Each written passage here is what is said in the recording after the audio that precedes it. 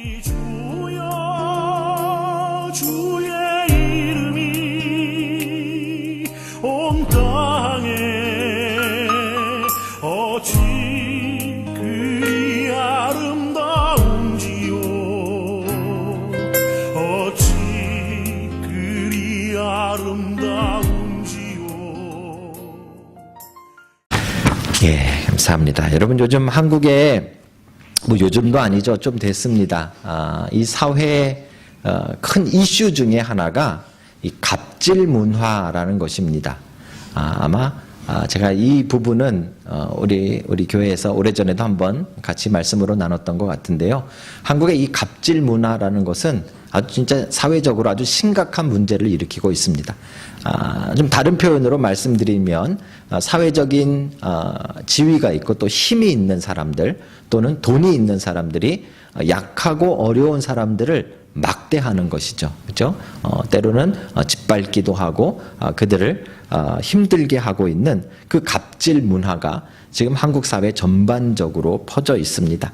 여러분 잘 아시듯이 수년 전에는 한 재벌 총수가 트레일러 기사를 자기 방에 불러놓고 한 대에 100만 원씩 맷값을 주면서 엉덩이와 허벅지가 아주 터질 정도로 야구방망이로 두들겼던 사실을 여러분 기억하실 것입니다. 한 대 때리는데 100만 원 이렇게 주면서 마음껏 사람을 때렸다는 것이죠.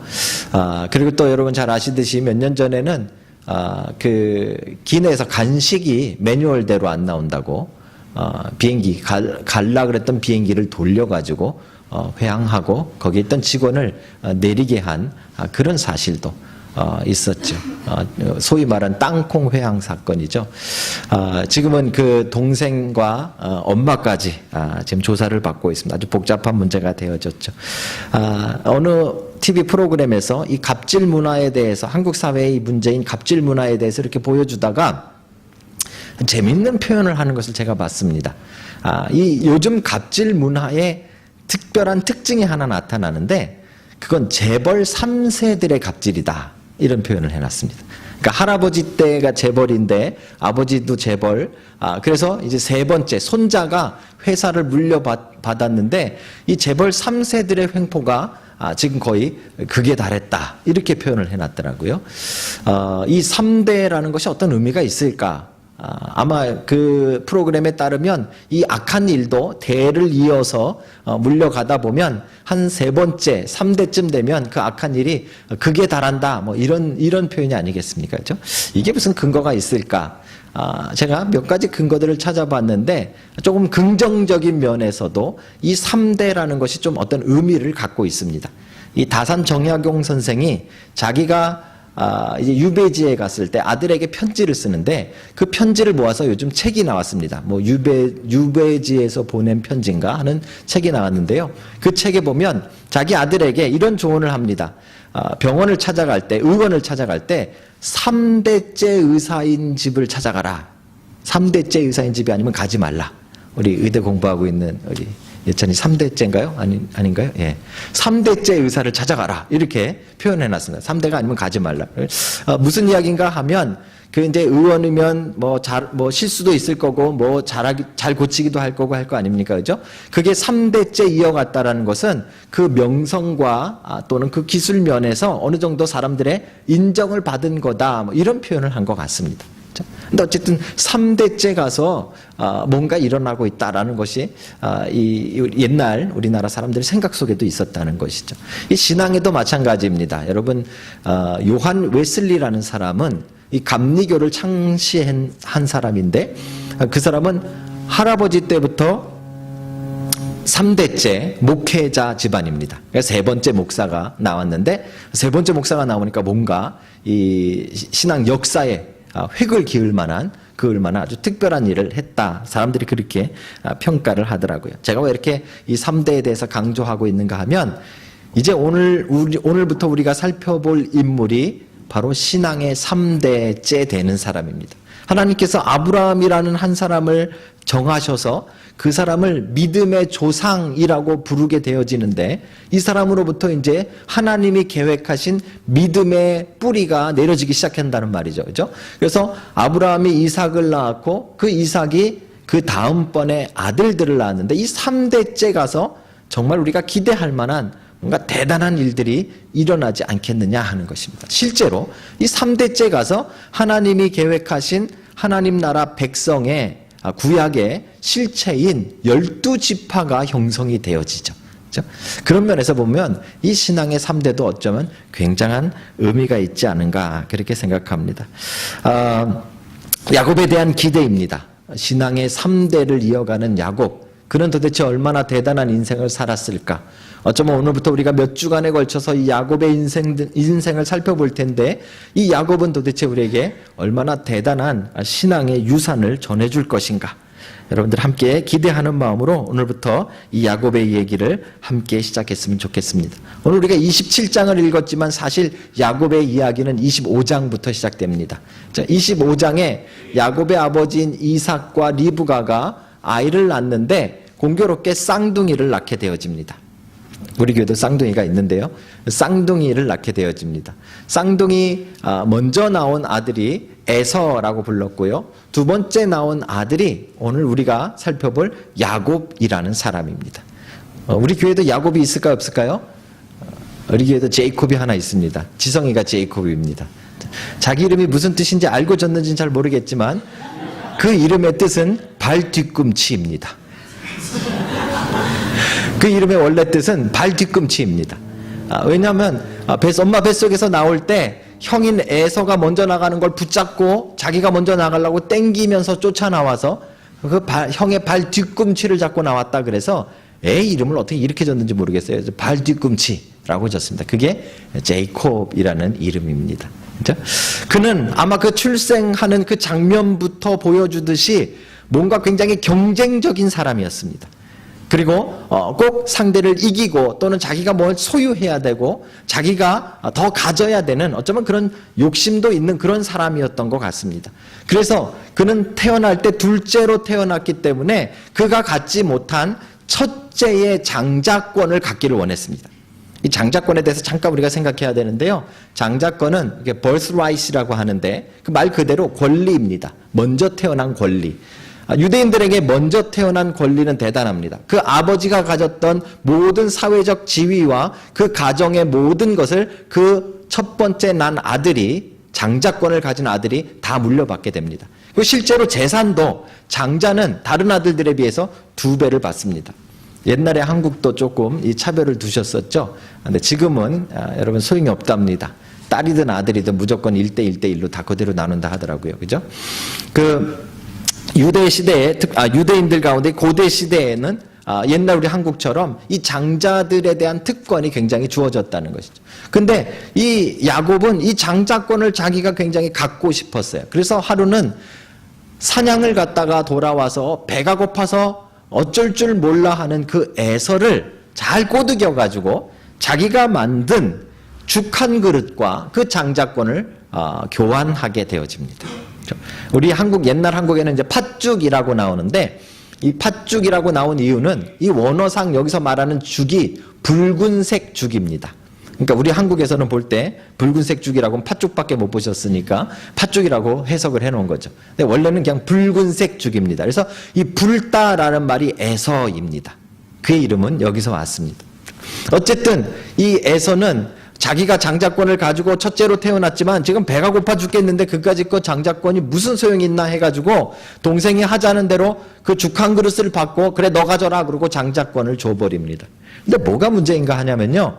장자권이라 그래가지고 뭐 이렇게 종이에다가 장자권 해가지고 사인해서 주는 게 아닙니다. 증서가 없습니다.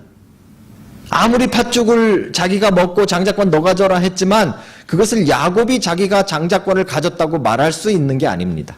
그죠? 어떻게 하면 야곱이 그 장자권을 공식적으로 소유한 사람이 될까요? 그게 바로 오늘 본문에 나와 있는 축복권입니다. 자, 아버지가 죽기 전에 장자에게 특별하게 손을 들어 하나님 앞에 축복하는 이 축복을 이 성경 구약에 나오는 사람들은 그것을 받은 자가 장자가 되는 공식적인 세레모니가 되는 것입니다. 공식적인 증서가 되는 것이에요. 그래서 이 장자권을 이미 25장의 에서로부터 샀지만은 오늘 27장에 와서 또 이 축복권을 받겠다고 또 머리를 들이밀고 있는 이 야곱은 거기에 이유가 있는 것입니다. 아빠가 인정해줘야지 장자입니다. 아버지가 인정하고 아버지가 그 축복을 해야 그가 진짜 장자가 되는 것입니다. 아무리 팥죽 100그릇을 갖다 팔았어도 소용이 없는 것이죠. 그렇죠? 그래서 오늘 이야기는 바로 그 배경을 가지고 있습니다. 오늘 이야기의 맨 처음의 시작은 이제 이삭이 나이가 많아서 앞이 안 보이는 사람이 되어졌다라고 이야기가 시작되어집니다. 그는 앞이 잘 볼 수 없는 그런 상황이 되어지자 얼마 안 있으면 자기가 하나님의 부르심을 받고 죽을 것이라는 생각을 했습니다. 그래서 죽기 전에 이제 그 장자 축복권이죠. 장자를 축복하는 기도를 특별하게 에서에게 하고 싶었습니다. 에서를 특별히 사랑했던 것 같습니다. 성경에 의하면 에서는 사냥을 잘하고 또 이 몸에 좀 남자답게 털도 좀 있고, 이 털 있는 게 남자다운 건지 모르겠습니다만 남자답게 털도 좀 있고 좀 이렇게 힘도 있고 한 그런 스타일이었던 것 같습니다. 반면에 야곱은 집에서 좀 이렇게 요리하고 조금 이렇게 여자 같고 털도 없고 조금 이렇게 왜소하고 그런 모습이 아니었나 그렇게 생각됩니다. 그래서 놀라운 사실은 이 집안에 문제가 하나 있었는데 그 문제가 바로 아빠는 에서를 사랑하고 엄마 리브가는 야곱을 사랑했다는 것이죠. 아빠 이삭이 에서를 부릅니다. 그래서 에서에게 이야기합니다. 너는 지금 얼른 가서 사냥을 해서 고기를 잡아다가 그 고기로 요리를 해서 나에게 먹여다오. 내가 요 음식을 먹고 기분이 좋은 상태에서 너에게 그 축복을 하겠다라고 이야기합니다. 이제 너를 장자로 사람들 앞에 이 공식적으로 오피셜리 이렇게 나타내겠다. 세레모니를 하겠다라고 이야기를 한 것입니다. 그래서 이삭은 열심히 나가서 이제 고기를 잡겠다고 뭔가를 잡으러 들로 나갔습니다. 근데 문제는 이 이야기를 에서보다 야곱을 사랑하는 엄마 리브가가 들은 것입니다. 그래서 엄마 리브가가 야곱을 또 부릅니다. 야곱이 집안이 완전 콩가루 집안이 되는 거죠. 그죠? 엄마 리브가가 야곱을 불러다가 야, 네 아버지가 지금 에서한테 축복기도 하려고 이러 했으니까 너는 지금 네 형보다 빨리 요 앞에 너 키우던 염소 2마리 잡아다가 가져와라. 그러면 내가 그것으로 아빠가 평소에 좋아하던 그 음식을 만들어 가지고 너에게 줄 테니까 그걸 가지고 들어가서 아빠를 속이고 아빠가 지금 눈이 안 보이니까요. 네가 그 축복을 받아라. 라고 엄마가 이걸 뭐라 그럽니까? 사주한 거죠. 그죠? 엄마가 사주한 겁니다. 아빠를 속이라고. 참 황당한 일이 벌어진 것이죠. 아마 야곱도 맨 처음에 들었을 때는 이게 가능할까 생각을 했던 것 같습니다. 이거 좀 위험이 좀 따릅니다. 혹시 갔다가 들키면 어떻게 되겠습니까? 뭐 죽이기까지 하겠습니까? 아들을. 그죠? 뭐 아빠한테 완전히 눈밖에 나는 아들이 되겠죠. 뭐라고 야곱이 표현했는가 하면 혹시 내가 갔다가 그렇게 하다 들키면 축복은커녕 저주를 받을까 두렵습니다. 이렇게 말합니다. 그만큼 이거 굉장히 위험한 일이었다는 것이죠. 그런데 엄마는 조금 더 담대한 사람이었던 것 같습니다. 보통 우리 지금 각 집안의 엄마들 같은 좀 이렇게 담대하신 분들이었던 것 같아요. 그래가지고 엄마가 뭐라 그러냐면 아들아 걱정하지 마라. 너의 저주는 나에게 돌려라. 내가 받으마. 너는 내 말만 믿고 따르라. 대단한 엄마죠. 결국은 엄마와 짝짝꿍이 돼서 야곱은 아빠를 속이기로 결정합니다. 그리고 염소로 고기를 만들어서 형은 털이 있었으니까요. 몸에 양털을 붙이고 그리고 아버지를 속이기 위해 아버지의 장막에 들어갔습니다. 그리고 아버지를 부릅니다. 내 아버지여, 내게 명하신 대로 내가 음식을 만들어 왔습니다. 근데 여러분 아버지가 아무리 눈치가 없어도 애가 지금 사냥 간 지 얼마나 됐다고 벌써 잡아왔겠어요. 조금 이상한 겁니다. 낌새를 조금 채고 아버지 이삭이 물어봅니다.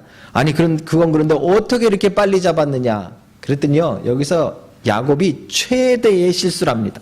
뭐라고 이야기하는가 하면 하나님께서 나를 순조롭게 도우셔서 내가 이렇게 빨리 잡았습니다. 이렇게 말하죠. 거짓말이라는 건요, 이제 하다 보면 늘어납니다. 그렇죠? 여러분 잘 안 해보셔서 모르겠지만 거짓말은 하면 자꾸 늘어납니다. 그래서 심지어는 지금 야곱이 어느 정도의 거짓말을 하는가 하면 하나님의 이름을 파는 것이죠. 이건 대단한 일입니다. 유대인들에게 그 당시에 지금 믿음의 3대째 되는 그 야곱이 하나님의 이름을 팔아서, 다시 말하면 하나님께 맹세하며 하나님께서 도우셨다고 거짓말을 하며 아버지를 속이고 있다는 것은 이건 정말 엄청난 일입니다. 사실 저는 믿음의 3대라는 것을 가지고 이야기를 시작했습니다. 여러분들도 아마 믿음의 3대니까 대단한 인물이 아닐까라고 생각하셨겠지만 사실 대단한 망나니가 태어났습니다. 자기 형을 속여서 장자권을 빼앗기도 하고요. 거기서 끝나는 것이 아니라 이제 축복권을 빼앗기 위해서 아버지에게 거짓말을 하고 엄마와 짝짝꿍이 돼서 완전히 사기극을 벌이고 있는 것입니다. 어느 정도인가만 하나님의 이름을 팔아가면서 그 아버지를 속이고 있는 것입니다. 이럴 때 우리 어른들 하시는 말씀 있죠. 자식들 키워봤자 다 소용없다. 제가 재밌는 설문조사를 한 것을 봤는데요. 서강대에 있는 한 교수님이 그 조사를 했답니다. 서울에 사는 대학생들에게 자기 아버지에게 무엇을 가장 원하는가, 아버지가 뭘 줬으면 좋겠는가 물어봤대요. 그랬더니요, 40% 정도가, 거의 반에 가까운 학생들이 아버지로부터 뭘 받기 원했을까요? 사랑? 아니, 뭐 받기를 원했을까요? 예, 돈 받기를 바랬답니다. 40%에 해당하는 우리 그 학생들이 한 절반 정도가 아버지께로부터 돈 받기를 원한다. 원하는 건 돈이다. 이렇게 말했답니다. 그래서 그 다음 설문조사가, 그 다음 질문이 더 황당합니다. 그렇다면 부모님이 언제쯤 돌아가시면 가장 적당하다고 생각하는가? 죄송합니다. 이런 설문조사까지도 하더라고요, 대학에서. 그러면 부모님이 몇 살쯤 돌아가시면 가장 적당하다고 생각하는가? 몇 살이 가장 많이 났을까요? 우리 아버지 어머니 8, 90은 사셔야지, 이런 자식들이 있을 줄 알았더니만 63세가 가장 많이 나왔습니다. 왜 63세가 나왔는지 여러분 아십니까? 63세, 왜 53세도 아니고 43세도 아니고 왜 73세도 아니고 왜 63세일까요? 63세가 되어지면 퇴직금을 받으셔서 돈은 있는데 퇴직금 받은 거를 못 쓰고 돌아가시는 나이가 63세랍니다. 그게 지금 젊은이들의 생각입니다. 자, 그러다 보니까 어떤 책이 베스트셀러로 팔리는지 아십니까? 어떤 부모님이 쓰신 건데요. 다 쓰고 죽어라. 그게 책 제목입니다. 다 쓰고 죽어라. 괜히 자식 준다고 괜히 그러다가 그래봤자 아무 소용없다. 다 쓰고 죽어라. 그게 요즘 베스트셀러로 팔리고 있는 책 중에 하나라는 겁니다. 여러분, 이런 시대에 이게 야곱이 먼저 시작한 거예요. 아버지를 속이고 아버지에게 거짓말을 하고 하나님의 이름을 팔고 그러면서까지라도 내가 축복권을 따내려고 하는 그 이기적인 마음이 야곱에게서 나오고 있다라는 것이죠. 정말 실망스럽지 않습니까? 믿음의 3대인데 어째 이런 인물이 나왔을까요? 이렇게 작정하고 달려드는, 속이려고 작정하고 달려드는 사람은 감당할 수가 없습니다. 이제 여러분, 사기당한 사람들 이야기 한번 잘 들어보시면요, 우리 보통은 이렇게 바보같이 당했을까 그러죠. 나중에 들어보십시오. 엄청나게 작정하고 달려드는 사람은 막을 길이 없어요. 그냥 당하는 거예요. 그렇죠? 야곱이 이렇게 덤벼드니까 아버지를 속이려고 양털을 붙이고 뭐 거짓말을 하고 하나님의 이름을 팔고 막 이러고 달려드니까 이삭도 그냥 넘어갔습니다. 그래서 오늘 29절에 보면 이제 대단한 구절이 등장합니다. 이제 드디어 장자에게 베풀어야 되는 그 축복 기도를 이삭은 눈이 어두워서 자기 앞에 있는 아들이 에서인 줄로 알고 야곱에게 이 축복 기도를 베풀고 있는 것이죠. 29절에 이렇게 이야기합니다. 만민이 너를 섬기고 열국이 모든 나라들이 내게 굴복하리니 네가 형제들의 주인이 되고 내 어머니의 아들들이 내게 굴복하며 너를 저주하는 자는 저주를 받을 것이고 너를 축복하는 자는 복을 받기를 원하노라. 참 놀라운 일 중에 하나는요, 그 당시에 이 축복권이라는 것은 손을 들고 자식에게 이렇게 축복을 하는 것인데 이 축복은 내가 주는 것이 아니라 손을 드는 의미는 하나님이 주신다고 믿은 거예요. 그래서 내가 이렇게 축복 기도를 하면 취소가 안 된다고 생각을 했어요. 취소가 안 된다고 생각한 거예요. 그렇기 때문에 지금 야곱인지 에서인지 모르고 축복 기도를 했지만 이 축복권은 되돌릴 수가 없는 거예요. 아버지를 속였지만 결국 야곱은 그 축복권을 자기가 빼앗고 쟁취하는 그런 이야기가 오늘 본문에 기록되어져 있는 것이죠. 27장 전체에 기록되어져 있습니다.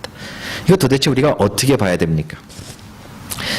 설교자는 늘 고민입니다. 이걸 도대체 어떻게, 그죠? 우리가 무엇을 이 부분을 가지고 나눠야 될까요? 성경은 분명히 부모를 공경하라고 십계명에 기록하고 있습니다. 아버지를 속이는 일은 이 성경의 가르침에 정면 충돌되는 것입니다. 그런 면에서 본다면 오늘 야곱이 한 일은 진짜 나쁜 일입니다. 성경은 거짓말하지 말라, 거짓 증거하지 말라, 십계명에 나오는 이야기입니다. 거짓말하지 말라고 이야기합니다. 그런데 오늘 야곱은 거짓말하되 하나님의 이름까지 들먹이면서 거짓말을 했습니다. 도대체 이 이야기는 성경이 왜 기록해 놓은 것입니까? 야곱의 이 망나니 같고 이 엉망인 모습은 왜 기록했습니까? 여러분, 성경은 계속해서 나보다 다른 사람을 더 높게 여기고 다른 사람을 섬기라고 이야기합니다. 그런데 지금 야곱이 보여주고 있는 건 어떻게든지 내가 형보다 위에 서려고 하고 뱃속에서부터 나올 때부터 발뒤꿈치를 붙잡고 나오고 그를 끄집어내려고 하고 결국 그의 장자권을 팥죽 한 그릇으로 죽 한 그릇으로 빼앗아 갖고 또 거짓말하고 속여서 아버지로부터 축복권도 빼앗아 갖고 이런 이기적인 것이 성경에 왜 기록되어 있냐 이겁니다. 뭘 잘했다고 이런 걸 이렇게 자세하게 이렇게 길게 성경은 기록하고 있는가 하는 것이죠. 오늘 우리가 이 야곱의 이 잘못된 모습, 분명히 잘못된 모습입니다. 야곱의 인간성을 들여다볼 수 있는 것입니다. 제가 볼 때 성경에 나와 있는, 지성에게 미안하지만 성경에 나와 있는 성경 인물 가운데 가장 나쁜 놈이 야곱입니다. 제가 나중에 설교할 때마다 이 표현을 많이 써가지고 혹시 천국 가서 나중에 야곱을 만날 때 뭐라고 해야 될지 잘 모르겠어요. 그죠? 근데 어쨌든지 성경에 나와 있는 가장 인간적이고 가장 나쁜 인간이 있다 그러면 야곱입니다. 야곱. 그의 얘기를 왜 기록해놨고 우리는 어떻게 읽어야 되느냐. 우리는 여기서 한 가지 중요한 것을 하나 생각해 봐야 되는데요. 그 어머니 리브가의 행동입니다. 리브가는 왜 야곱을 사랑했을까? 이렇게 나쁜 놈을. 자기 뱃속에서 나왔기 때문에 무조건 사랑했을까요? 리브가는 왜 야곱을 편애했을까? 성격이 비슷해서? 아니면 스타일이 뭐 그냥 집에서 요리하고 이런 거를 원래 리브가가 좋아했기 때문에 야곱을 더 좋아했을까요? 그렇지 않을 수도 있습니다. 25장으로 돌아가서 맨 처음에 야곱과 에서가 태어나는 장면을 보면 성경은 리브가가 아기를 갖지 못했다 이렇게 이야기합니다. 불임이었습니다. 아이를 낳을 수 없어서 이삭이 하나님 앞에 엎드려서 기도합니다. 아이를 달라고 기도해서 생긴 아이들이 에서와 야곱입니다. 그 순간부터 리브가는 지금 뱃속에 있는 아이들과 하나님의 관계를 띄워놓고 말할 수 없는 겁니다. 그냥 우연히 어떻게 하다 보니까 그냥 뱃속에 아기가 생긴 것이 아님을 리브가는 알고 있었습니다.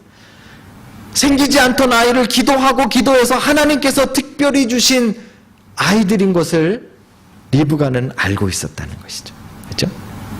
그런데 이 아이들이, 그 특별히 주신 아이들이 뱃속에서 서로 싸우는 거예요. 얼마나 배가 아팠을까요? 막 속 안에서 막 쥐어뜯고 싸우고 있으니까. 어떻게 싸운지 모르겠지만, 그죠? 그래서 다시 이삭이 하나님 앞에 엎드려 기도합니다. 하나님, 아이들을 주셨는데 지금 산모가 다 죽게 생겼습니다. 뱃속에 아이들이 싸웁니다. 어떻게 하면 좋겠습니까? 그때 하나님이 이렇게 말씀하십니다. 하나님께서 이제 그 뱃속에 있는 아이들의 23절인데요. 25장 23절인데 여호와께서 그에게 이르시되 두 국민이 내 태중에 있구나. 두 민족이 내 복중에서 나누이리라. 이 족속이 저 족속보다 강하겠고 둘이 있는데 둘이 똑같지가 않고 둘이 나누어지고 하나가 더 강한 족속이 되고 하나가 더 하나님이 편애하는 족속이 될 것이다 라고 이야기하고 있어요. 근데 그 아이를 뭐라고 설명했는가 하면 큰 자가 어린 자를 섬기리라. 그러니까 나중에 태어나는 아이가 더 강하고 나중에 태어나는 아이가 정말 하나님이 선택한 자가 되고 나중에 태어나는 아이가 더 하나님의 복을 받는 사람이 될 것이라고 뱃속에서부터 이미 말씀해 주셨던 거예요. 그런데 아이들이 딱 태어났는데 낳는데 보니까 애들이 그 말한 거랑은 다른 거예요. 오히려 첫 번째 태어난 애가 더 힘도 좋고 털도 많고 막 나가서 막 사냥도 하고 막 이러고 뛰댕겨요. 근데 더 강하리라 이야기하고 더 커지리라 더 복받으리라 이야기했던 둘째는 더 약하고 비실비실하고 집안에서 요리하고 있고 그러는 거예요. 요리가 나쁘다는 게 아닙니다. 요리사가 많으셔서 제가.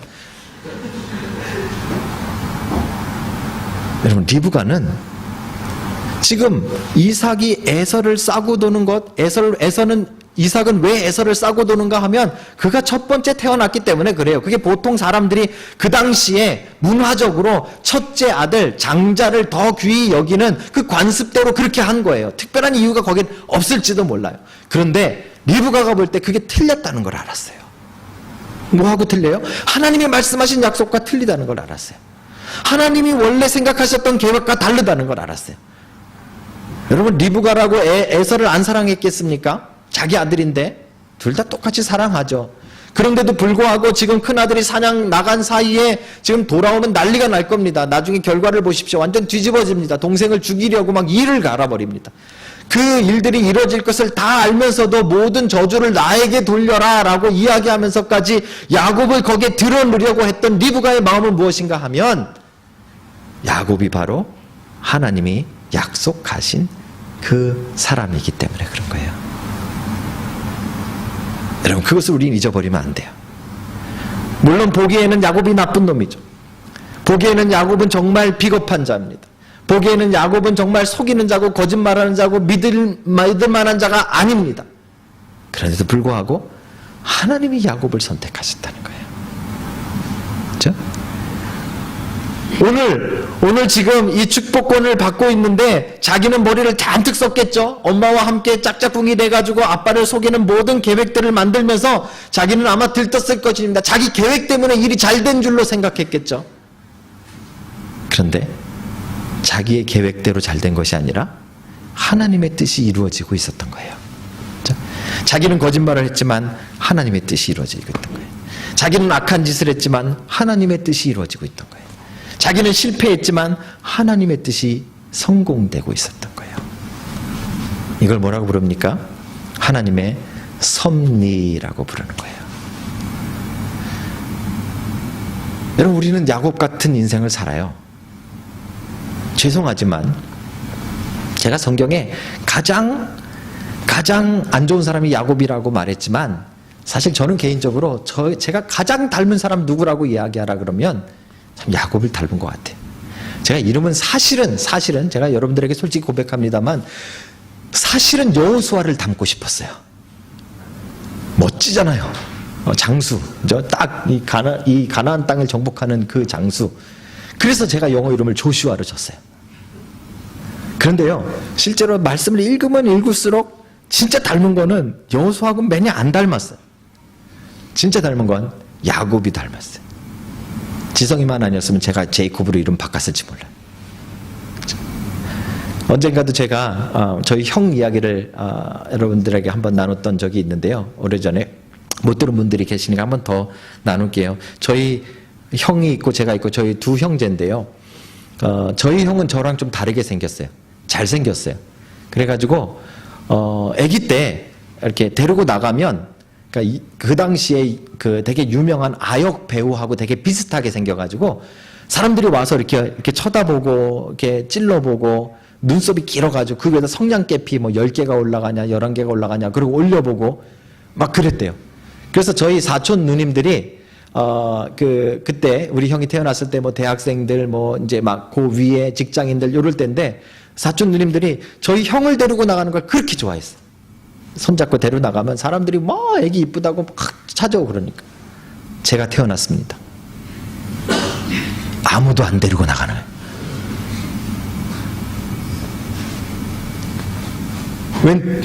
이 옛날 표현인데요. 이 양파를 일본말로 담아내기라 그러잖아요. 제가 태어났더니 누가 그러더래요. 웬 애가 담아내기가 나왔냐고. 저는요, 어렸을 때 그래서 형에 대한 열등감이 되게 컸던 것 같아요. 저희 형이 요만할 때 아마 학교 들어가기 전에 생일이 됐는데 저희 이모네 식구들, 사촌 누나들이 워낙 형을 이뻐했으니까 저희 이모부도 이뻐하셨어요. 그래서 이모부가 아마 외국 나갔다 들어오시면서 저희 형 이 장난감 총을 사다 주셨어요. 근데 그 당시에, 뭐 지금이야 별거 아니겠지만 그 당시에 이렇게 이 방아쇠를 당기면 빠바바바방 소리가 나면서 앞에 불이 빠바바바 불꽃이 튀기는 거였대요. 저도 실제로 본 기억은 안 나요. 그런데 그거를 딱 이렇게 멋있게 들고 생일 케이크, 생일날 사진 찍은 사진이 하나 있었어요. 저희 형. 제가 언젠가부터 그게 제 사진이라고 우기기 시작했습니다. 문제는 얼굴이 워낙 달랐기 때문에 앞만 우겨도 남들이 봐도 그게 내 사진이 아니라는 걸 다 알았어요. 그럼에도 불구하고 저는 틈만 나면 형 앨범에서 그 사진을 뽑아다가 제 앨범에다 집어넣었죠. 그리고 잊어버리고 있다가 언제 가보면 없어요. 보면 또 자기 사진이 왜 거기 있나 싶어서 또 가져간 거예요. 그럼 저는 또 열어가지고 또 제 거에다 갖다 놓습니다. 몇 번 왔다 갔다 하는데 자꾸 가져가니까 제가 찢어서 버렸어요. 어차피 내가 아닐 거면 이 세상에 존재하지 마라. 언젠가 다 커가지고 형이랑 얘기하는데 그 사진이 어디 갔네요. 내가 찢어버렸는데 그 사진이 어디 갔니? 그죠? 여러분, 같은 데에서 나왔는데도 달라요. 그죠? 근데 우리 안에, 모든 사람들 안에 이 야곱과 비슷한 열등감이 있고요. 야곱과 비슷한 이 경쟁심이 있고요. 야곱과 비슷한 욕심이 있어요. 그래서 내가 갖고 싶고 또 내가 소유하고 싶고 내가 이기고 싶은 마음이 우리 안에 늘 있는 거예요. 그게 오늘 야곱이 보여주고 있는 가장 인간적인 모습이에요. 근데 그 인간적인 모습으로는 되는 일은 하나도 없어요. 이제부터 우리가 야곱의 인생을 보겠지만 야곱의 인생은 되는 일이 하나도 없는 것 같아요. 그런데도 불구하고 조금 떨어져서 보면 그 엉망인 야곱의 모습 겉에 있는 하나님의 섭리를 보는 거예요. 지가 아무리 날고 기고 뭐 자기 나름대로 뭐 이랬다 저랬다 미끄러지고 다 해도 그 모든 것이 하나님의 섭리 가운데 있는 거예요. 25장에서 말씀하신 하나님의 뜻이 하나하나 이루어지는 것을 27장에서 보여주고 있는 거예요.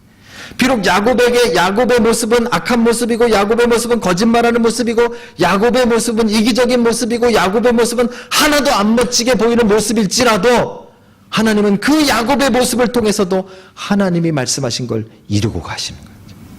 그게 하나님의 섭리예요. 여러분, 저는 야곱을 볼 때마다 얼마나 하나님 앞에 감사한지 몰라요. 만약 하나님이 에서를 사랑하셨다면 저는 굉장히 실망했을 거예요. 근데 하나님은 그 야곱을 사랑하셨어요. 여러분 생각해 보세요. 아마 이 가운데 본인이 늘 본인 자신에 대해서 늘 만족하시는 분들이라면 아마 이 야곱의 이야기가 별로 안 감동스러울지도 모르겠습니다. 그런데 혹시 여러분 자신에 혹시 실망해 보신 분들 계세요? 나는 왜 이렇게 안 되지? 나는 왜 이 모양이지? 나는 왜 생긴 게 이렇지? 나는 왜 성격이 이렇지? 나는 왜 잘 되는 게 없지? 나는 왜 가진 것이 없지? 나는 왜 이렇게 머리가 안 돌아가지? 혹시 여러분 자신에 대해서 한 번이라도 이런 생각을 한 사람이 있다면 오늘 야곱의 모습에 여러분 집중하세요. 그 인생을 이끄는 것은 그 사람의 생김새도 아니고 능력도 아니고 힘도 아니고요. 하나님의 섭리였어요. 그렇죠? 이 하나님의 섭리 안에 있으면 그 사람이 아무리 엉망이라도 끝내는 하나님이 원하시는 그 길들이 열려지는 거예요. 얼마나 감격스럽습니까? 오늘 27장은 야곱의 형편없는 모습을 적나라하게 보여주고 있는 거예요. 지 아비를 속이는 자, 그렇죠? 거짓말하는 자, 아버지에게 사기를 치는 자, 이런 엉망인 인간이 어디 있어요? 폐륜이죠. 그런데 그 모든 과정들을 통해서 하나님은 야곱에게 장자권을 주고 계신 거예요. 하나님의 섭리가 이루어지고 있는 것이죠. 사랑하는 성도 여러분 삶에 이 하나님의 섭리가 있는 줄 믿으시기 바랍니다. 로마서 8장 28절이 이렇게 설명합니다. 하나님을 사랑하는 자, 곧 그의 뜻대로 부르심을 입은 자들에게는 모든 것이 합력하여 선을 이루느니라. 여러분 실수하셔도 하나님은 선으로 바꾸실 거예요. 여러분 미끄러지셔도 하나님은 선으로 바꾸실 거예요. 여러분 안에 가장 인간적이고 참 추악한 모습이 불쑥불쑥 나타나고 지워지지 않아서 여러분 정말 자신에 대해서 실망하실지 모르지만 하나님의 섭리는 이루어 가실 거예요.